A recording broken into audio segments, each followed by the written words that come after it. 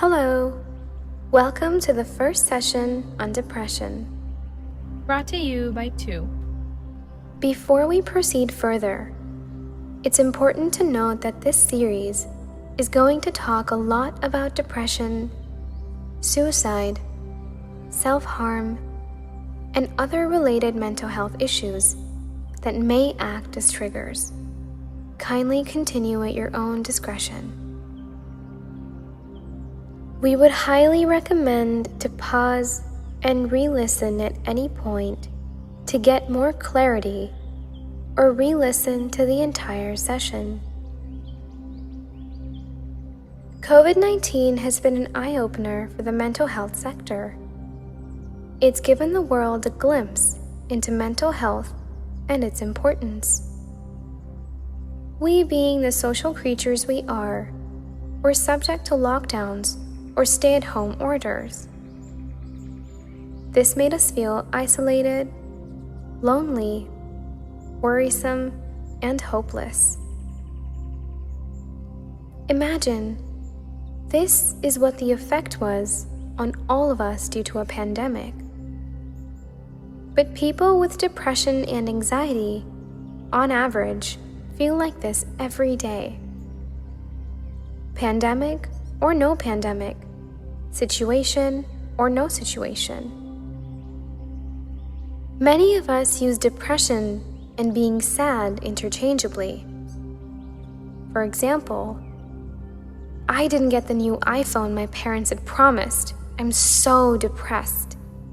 Or, I couldn't go watch my favorite band perform live. I'm so depressed. Please remember, mental health conditions should never be used as adjectives. One such condition is depression. It's a reality for people that persists days beyond your favorite celebrity breakup. Using it like a figure of speech has become so pervasive in our colloquialisms that many of us fail to acknowledge its presence. Let's listen to this small analogy posted on Facebook to help us understand what it feels like to be depressed. Close your eyes. Breathe normally. Inhale slowly. And exhale slowly.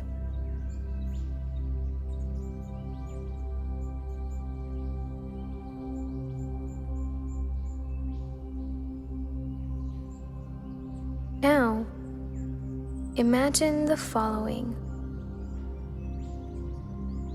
The feeling and fallout of losing one's sense of taste, as well as the ability to feel fully satisfied after a meal.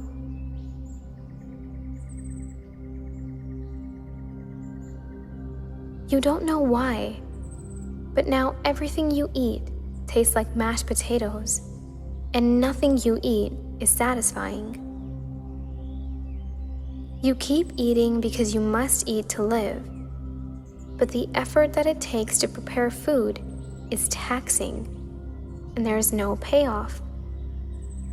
You just know it'll taste like mashed potatoes. You just know you will still be hungry, so you stop bothering with seasonings.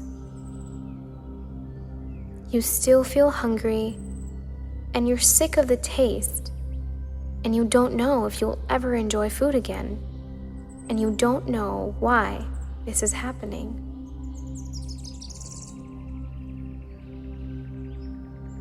Now imagine, if someone comes up to you in this scenario and says, "Well, have you tried spicing your food?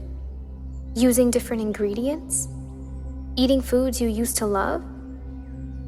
It isn't necessarily helpful, because the reason you stopped doing all that in the first place is that everything tasted like mashed potatoes. This also perfectly tackles the problem with telling someone with depression that they should just go outside, or try not to feel depressed. Well, they're well-intentioned suggestions, but often fall short of the point when it comes to a person's mental health. Everyone has had the common cold at some point in their life and has been consumed by deep sniffles. On the other hand, everyone has felt sad, but not everyone has had depression. It's often much harder to understand the gravity of someone else's experiences. It would be like telling someone they had pneumonia if they coughed. Symptoms of depression may also emerge gradually, even subtly, and may therefore not be obvious. A person with a limp or a hacking cough will likely get concerned or may be urged to see their doctor. But a person who grows more sullen or quiet, who doesn't show up for social functions or misses days of work, is more likely to fly under the radar. In the interest of your family, friends, or anyone around you, keep a close watch on what you say. You never know which doors you might be closing for someone who is willing to open up. Thank you for joining in today.